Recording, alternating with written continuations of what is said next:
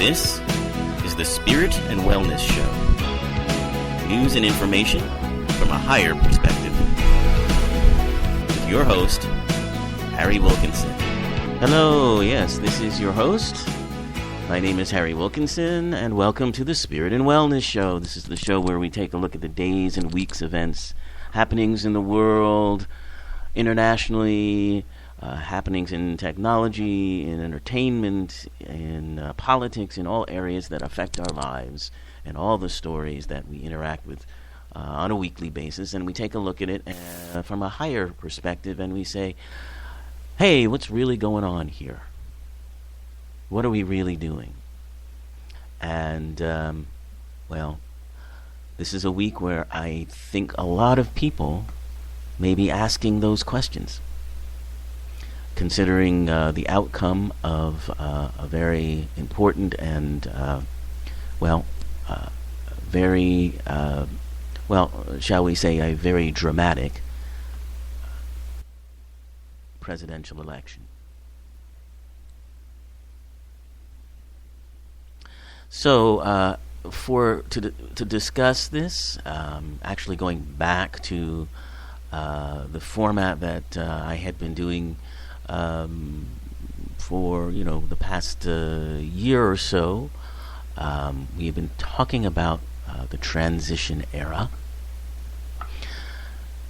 and all the different aspects of our world that are changing in this transition era that we are living in. So just to refresh your memory, since I haven't talked about this in a while, what I mean by the transition era is this time we're living in now, in which the seeds of really radical transformation are taking root, and we're seeing it right before our very eyes.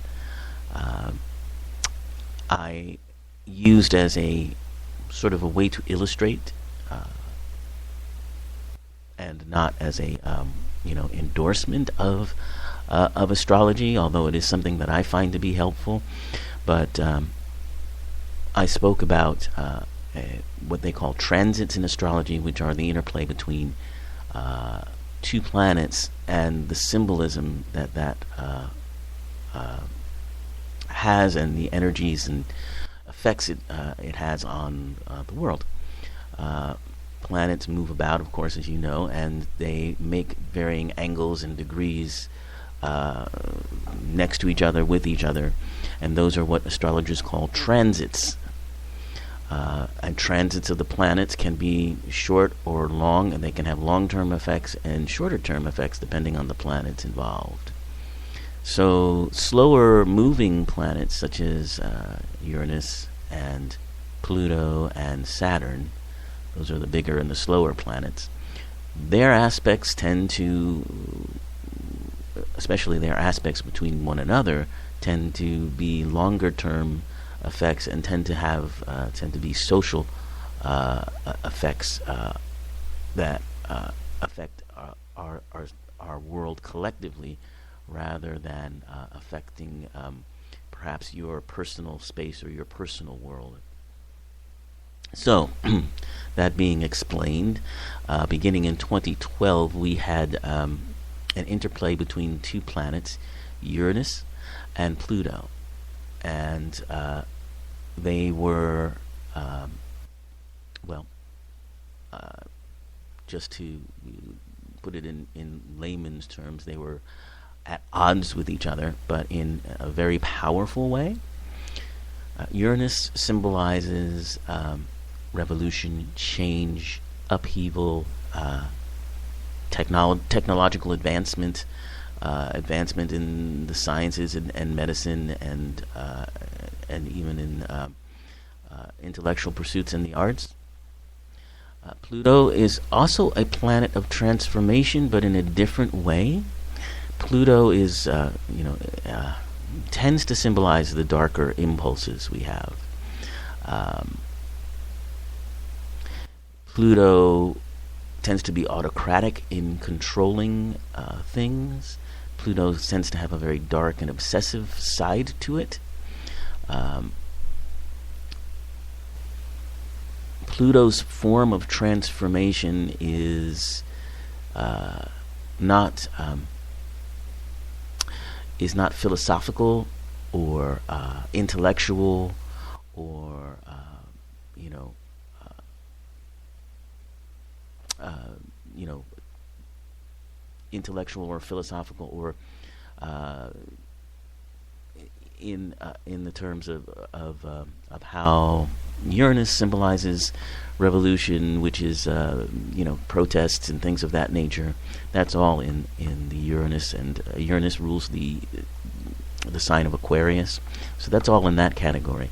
The kind of transformation that Pluto deals with is long-term transformation, and it's transformation through death, destruction, and rebirth. So transformation from a Plutonian perspective is basically, I guess you could say, blowing things up to the degree where it has to be restarted again.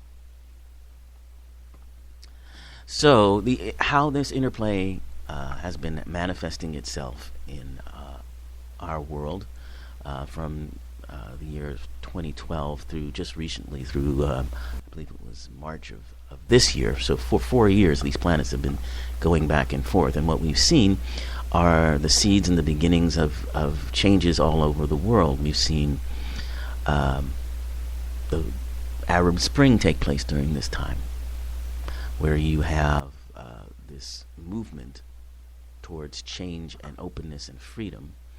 And then the interplay of Pluto pulls that back. So we've had those seeds have been planted, but right now, currently in that situation, there's been a strong degree of pullback, a lot of it represented by ISIS and other organizations that are ruling by autocracy, by fear.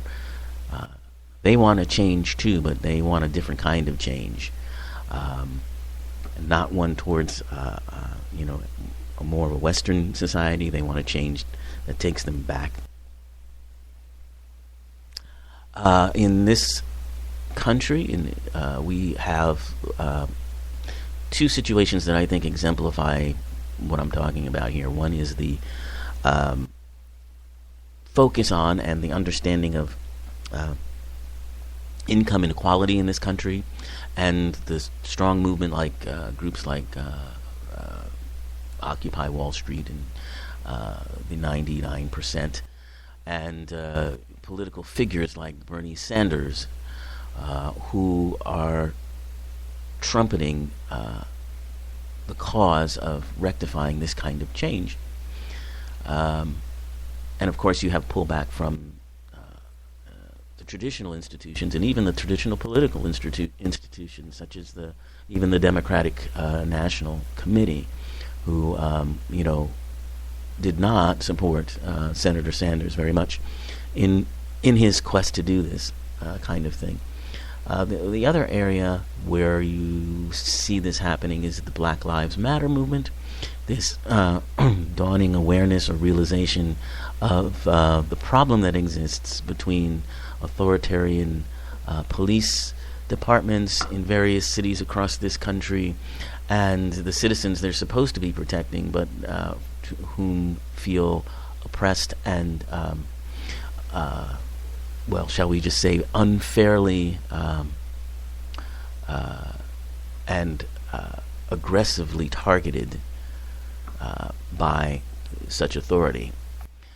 And so the past couple of years, you've seen this growing unrest, this change, and this movement towards, police departments changing how they do things.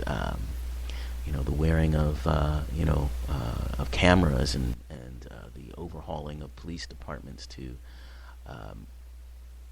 kind of get them to be more connected to the community. Those sorts of things are happening. And of course there's also the pullback that happens through fear, either by policemen who are continuing to behave in ways that are not conducive to the well-being of African Americans and other minorities. We see incidents where, unarmed black young men, and in some cases women, are being hurt, targeted, sometimes killed. And we see the police sort of taking more of an either aggressive approach towards that, some of them, not all of them, or in some cases they are just walking away entirely, in an attempt to show us, what happens when they're not out there doing their jobs. That kind of thing. So you do have this reaction, towards police departments that are basically trying to protect themselves. So this particular transition era that we're living in, just to kind of bottom line this, is a kind of push me, pull you, 2 steps forward, 1 step back, or maybe 1 step forward and 2 steps back kind of thing that's happening. And as difficult as it can be sometimes, as painful as it can be sometimes, it is the way these 2 planets are working together to make sure that the changes that happen are, first of all, changes that are needed, and secondly, changes that will be permanent, that will stay, that won't be upended. And the interplay between these 2 planets, and the back and forth kind of thing, is what is, refining, solidifying the transitions that we are going through. And unfortunately, this results sometimes in what feels like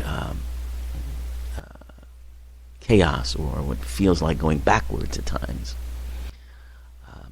And it is and it isn't. It's part of the process. I would just say that.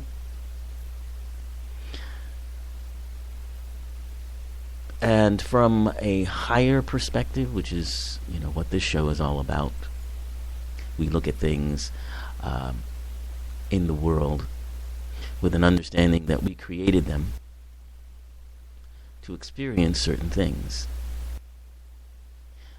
to be part of, for lack of a better term, a game. It's like a hologram or a virtual reality experience, where it is an illusion, but we buy into the illusion enough that it feels very real, because the game's not really exciting unless you're really into it, right? And you don't get to experience much or learn much or feel much if you're not really invested in the game. So we create situations in our world that look, feel, seem very real, and we forget that we have created them, because we are creating them from a metaphysical level, at the highest level of our being. And the physical form, the human experience that we're having, is designed to kind of, in a way, be forgetful of, or have a slight bit of amnesia about who and what we really are, and what our real spiritual and metaphysical power is. And that's done for a reason. That's why we create these situations. We go to experience things on a different level.